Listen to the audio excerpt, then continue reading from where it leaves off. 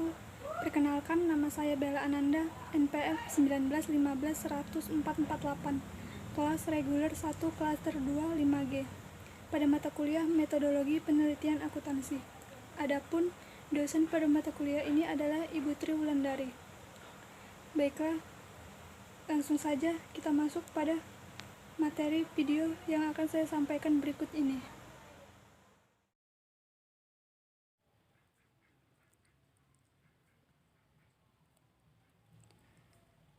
Teori dan penelitian. 1. Pengertian teori. Teori adalah sekumpulan ide, pengetahuan tentang sesuatu hal, dan konsep-konsep yang terorganisasi dan saling terkait satu dengan yang lainnya yang membentuk pengetahuan bagaimana sebuah fenomena terjadi. Konsep merupakan bangunan-bangunan yang membentuk teori tersebut. Jika teori merupakan skenario terjadinya sebuah fenomena, maka konsep merupakan benda-benda yang terlibat dalam skenario tersebut. Asumsi merupakan suatu kondisi yang harus terpenuhi untuk berlakunya sebuah teori. Asumsi juga dianggap sebagai titik awal dalam merumuskan sebuah teori. 2. Bagaimana teori berkembang? Teori akan terus berkembang dan disempurnakan sesuai dengan pengenalan yang makin baik terhadap dunia nyata melalui berbagai penelitian yang dilakukan. Penyempurnaan itu akan membuat suatu teori semakin relevan dengan berbagai perkembangan yang terjadi, sehingga kemampuannya dalam memahami, menjelaskan, memprediksi, dan mengendalikan fenomena tertentu dapat semakin meningkat, sehingga pada gilirannya diharapkan dapat memuaskan rasa keingintahuan dari umat manusia terhadap berbagai fenomena yang ada di alam sekitarnya. 3. Pengertian penelitian. Penelitian adalah usaha manusia yang dilakukan untuk mencari jawaban atas suatu keingintahuan. Dalam penelitian dikenal apa yang disebut metodologi penelitian dan metode penelitian. Metodologi penelitian adalah strategi umum dalam melakukan penelitian, termasuk tahapan-tahapan yang dilakukan dalam melakukan penelitian. Metode penelitian merupakan bagian dari metodologi yang secara khusus mendeskripsikan tentang teknik pengumpulan dan analisis data. Tujuan penelitian. Berdasarkan tujuannya, penelitian dapat dibedakan menjadi exploratory, deskriptif, explanatory, dan experimental research menurut Newman tahun 2003 dan sekarang tahun 2003. Penelitian eksplorasi adalah bertujuan untuk mendapatkan gambaran awal tentang suatu fenomena yang belum pernah atau sangat sedikit diketahui atau diteliti sebelumnya. Penelitian deskriptif bertujuan memberikan gambaran tentang detail-detail spesifik dari sebuah situasi, lingkungan sosial, dan hubungan. Penelitian eksplanasi bertujuan untuk mencari sebab dan alasan dari terjadinya sebuah fenomena. Tidak hanya what, who, dan how, namun juga menjawab why. Penelitian eksperimental bertujuan untuk mengetahui reaksi dari individu-individu yang sejenis terhadap berbagai lingkungan yang berbeda, atau individu-individu yang berbeda terhadap lingkungan yang sama. Manfaat penelitian. Dari dimensi manfaat, penelitian dapat dibedakan menjadi basic research atau penelitian dasar dan applied research atau penelitian terapan. Menurut Zygmunt tahun 1997, penelitian dasar adalah penelitian yang dilakukan untuk mengembangkan suatu sains secara umum dengan mengevaluasi atau mengembangkan konsep atau teori yang ada dalam bidang sains tersebut. Jadi, titik berat dari manfaat penelitian ini adalah menambah pengetahuan. Penelitian terapan adalah penelitian yang dilakukan untuk memecahkan masalah sehari-hari. Penelitian ini berangkat dari sebuah masalah praktis dan tujuan utamanya bukan pada pengembangan teori atau konsep, melainkan pada mencari solusi untuk masalah tersebut. Namun, manfaat dari penelitian yang ingin dilakukan sebagai sebuah titik berat perlu ditetapkan secara jelas di depan untuk menjamin kualitas dan konsistensi dari penelitian itu secara keseluruhan. Etika dalam penelitian. 1. Konflik kepentingan dalam penelitian. Etika memberikan batasan tentang apa yang boleh dan tidak boleh dilakukan, apa yang dianggap bermoral dan tidak. Di setiap negara memang ada hukum formal yang berlaku secara umum, misal hukum tentang perlindungan hak cipta dan kekayaan intelektual, perlindungan terhadap privasi individu, perbuatan yang tidak menyenangkan orang lain, maupun berbagai hukum pidana dan perdata. Namun dalam penelitian, ada berbagai dilema yang muncul, yang mana pengelolaannya mungkin tidak diatur secara khusus oleh hukum formal sebuah negara. Dilema itu adalah berupa konflik antara pengembangan sains, kepentingan pribadi peneliti, hak-hak dari objek yang diteliti atau pelaku atau partisipan, dan kepentingan masyarakat luas. Untuk itu, diperlukan keseimbangan di antara berbagai kepentingan yang berbeda. 2. Etika dan hukum formal. Ada beberapa hal yang perlu diperhatikan oleh seorang peneliti. Plagiarisme adalah tindakan mengutip ide orang lain tanpa mengakui atau menyebutkan sumbernya. Kejujuran dalam penelitian. Manipulasi penelitian meliputi tindakan peneliti yang memalsukan, mengarang, atau menciptakan data sendiri. Perlindungan terhadap identitas pribadi dari pelaku objek penelitian. Dalam beberapa kasus, identitas pribadi dari pelaku pada objek yang diteliti perlu untuk dirahasiakan demi melindungi karir, pergaulan, privasi, maupun status sosial yang bersangkutan.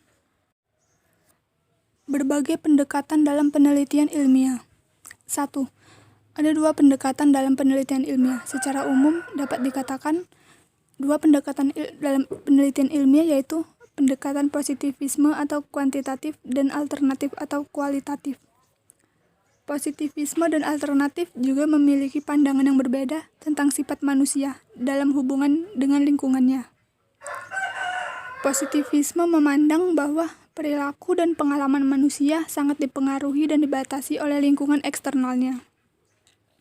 Sebaliknya, alternatif memandang bahwa manusia secara potensial adalah makhluk yang memiliki otonomi dan berkehendak bebas sehingga dalam batas tertentu mampu mempengaruhi dan menciptakan lingkungannya sendiri. 2. Pendekatan positivisme. Diadopsi dari ilmu ekstata, positivisme adalah pendekatan yang menekankan pada kombinasi antara logika, deduktif, dan penggunaan alat-alat kuantitatif dalam menginterpretasikan suatu fenomena secara objektif. Pendekatan ini berangkat dari keyakinan bahwa legitimasi sebuah sains dan penelitian berangkat dari penggunaan data-data yang terukur secara tepat, yang diperoleh melalui survei atau kuesioner dan dikombinasikan dengan statistik dan pengujian hipotesis yang bebas nilai atau objektif, menurut Newman tahun 2003. Dengan cara itu, maka suatu fenomena dapat dianalisis untuk kemudian dijelaskan hubungan di antara variabel-variabel yang terlibat di dalamnya. Hubungan tersebut dapat berupa korelasi atau hubungan sebab akibat. 3. Pendekatan alternatif.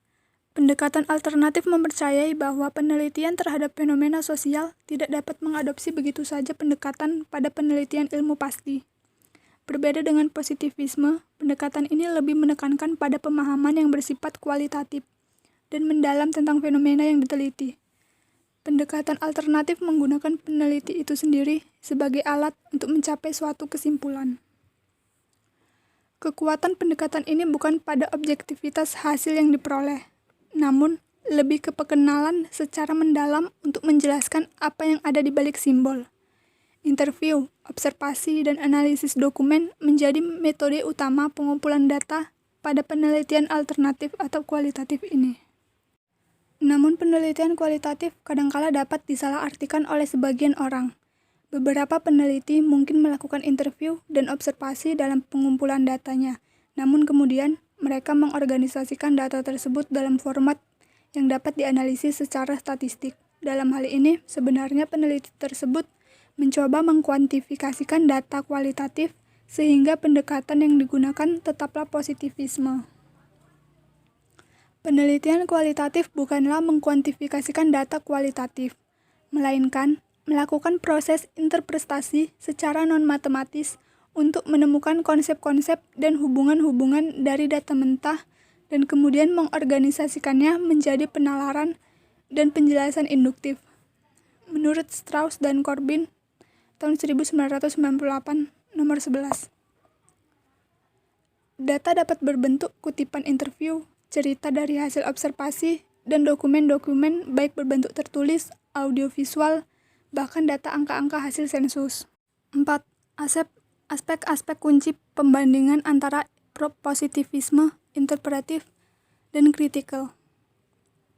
Ada beberapa aspek kunci yang dapat digunakan untuk membedakan secara ringkas ketiga pendekatan tersebut. Yang pertama, aspek kunci alasan melakukan penelitian.